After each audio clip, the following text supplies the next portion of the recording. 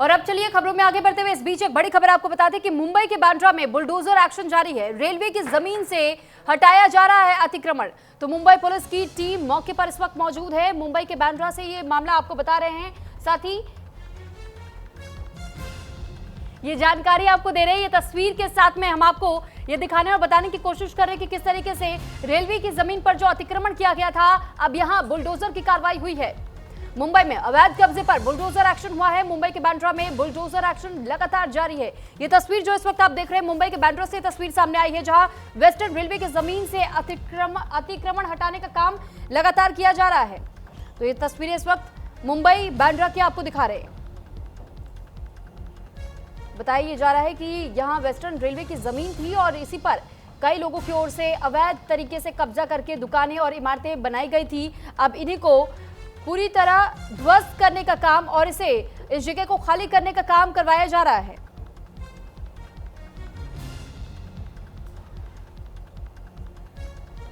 तो फिलहाल एक नए प्रोजेक्ट के तहत ये कदम उठाया जा रहा है और जानकारी आपको दे दी कि वेस्टर्न रेलवे की जमीन से अतिक्रमण हटाने का काम बुलडोजर के जरिए किया जा रहा है। बुलडोजर की कार्रवाई जो आप इस वक्त देख रहे हैं, दरअसल रेलवे की जमीन को अवैध अतिक्रमण से मुक्त करवाने के प्रयास के तहत में ये तस्वीरें अब सामने आ रही है।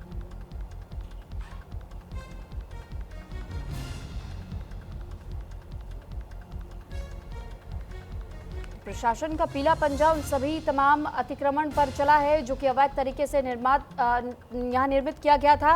और फिलहाल ये जानकारी आपको दे रहे हैं कि जो अब तक बताया जा रहा था कि अवैध तरीके से यहाँ पर लोग रह रहे थे, अपना मकान तैयार करके या उनकी दुकानें थी, अब उन सभी दुकानों और मकानों को चिन्हित करके एक एक करके बुलडोजर कार्रवाई के तहत हटाने का काम जारी है। तो मुंबई बांद्रा से तस्वीर सामने आ रही है।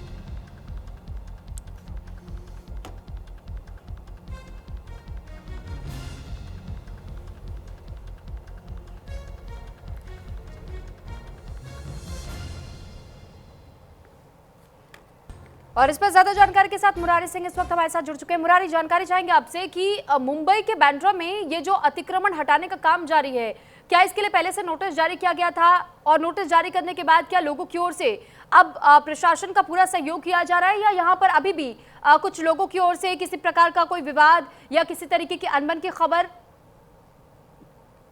बिल्कुल, मुंबई के बांद्रा रेलवे स्टेशन की पूरी वारदात है, जहां पर अभी भी बुलडोजर चल रहा है। भारतीय जनता पार्टी के नेता किरीट सवैया जो है वो घटनास्थल पर पहुंचे हुए हैं। अतिरिक्त पुलिस बल के अलावा रेलवे पुलिस बल, जीआरपीएफ के जवान भी वहां पर तैनात हैं। जानकारी है कि सप्ताह भर पहले नोटिस के जरिए इन लोगों को खाली करने के लिए जमीन कही गई थी, क्योंकि रेलवे की जमीन थी और यहाँ पर रेलवे प्रोजेक्ट बनाने के लिए और बांद्रा टर्मिनस से बांद्रा रेलवे स्टेशन के लिए यहाँ पर जो चीजें लानी थी, उन ट्रैक पर बने इन अवैध झोपड़ों को हटाने के लिए कहा गया था। लेकिन कोई भी जो रहवासी थे वो मकान खाली नहीं किए, जिसके बाद आज जो है कि सुबह तकरीबन 10 साढ़े 10 बजे के आसपास जो है बृहन मुंबई महानगर पालिका की टीम, रेलवे की टीम और स्थानीय पुलिस बल जो है कि पहुंचे और एक के बाद एक कर वो तमाम जो अवैध झोपड़े थे उन्हें जो है ध्वस्त कर दिए हैं। जी ठीक है मुरारी, साथ ही आपसे ये भी जानकारी चाहेंगे कि लगभग कितने ऐसे मकान, इमारतें, दुकान बताए जा रहे हैं जो कि अभी भी रडार पर है इस बुलडोजर कार्रवाई में? जानकारी है कि 70 से 80 जो मकान दुकान थे उन्हें ध्वस्त किया गया है और 120 से ज्यादा मकान और दुकान ऐसे हैं जो अवैध तरीके से बने हुए हैं, उन्हें भी ध्वस्त करने का काम किया जा रहा है। मनपा कर्मचारियों द्वारा पहले लोगों को सामान निकालने की जो है कि चेतावनी दी जा रही है, वक्त दिया जा रहा है, उसके बाद बुलडोजर चलाया जा रहा है। जो लोग जबरदस्ती कर रहे हैं उसे स्थानीय पुलिस द्वारा जो है कि समझाया बुझाया जा रहा है, उनकी सामान निकाले जा रहे हैं, उसके बाद बुलडोजर चल रहे हैं। लेकिन जो लोग विरोध कर रहे हैं उनके विरोध के बावजूद भी मनपा का बुलडोजर उनके घरों पर बेखौफ चल रहा है, क्योंकि वो सरकारी जमीन है, रेलवे की जमीन है और रेलवे उस पे अपने यार्ड का काम करने के लिए लगभग 6 महीने पहले ही एक बार नोटिस जारी की थी। जी ठीक है, साथ ही ये भी जरूर हमें बताइएगा कि वहां जो मौजूद आसपास में लोग थे, स्थानीय लोगों का क्या कुछ कहना है, क्या उनकी ओर से कोई मांग की जा रही है कि कम से कम अगर उनसे उनके ये मकान छीने जा रहे हैं, ये चाहे वो अवैध तरीके से निर्मित किए गए हों, लेकिन इसके बावजूद क्या सरकार से किसी तरीके की अपील की जा रही है कि उन्हें कम से कम सेटलमेंट के लिए कोई जगह दी जाए?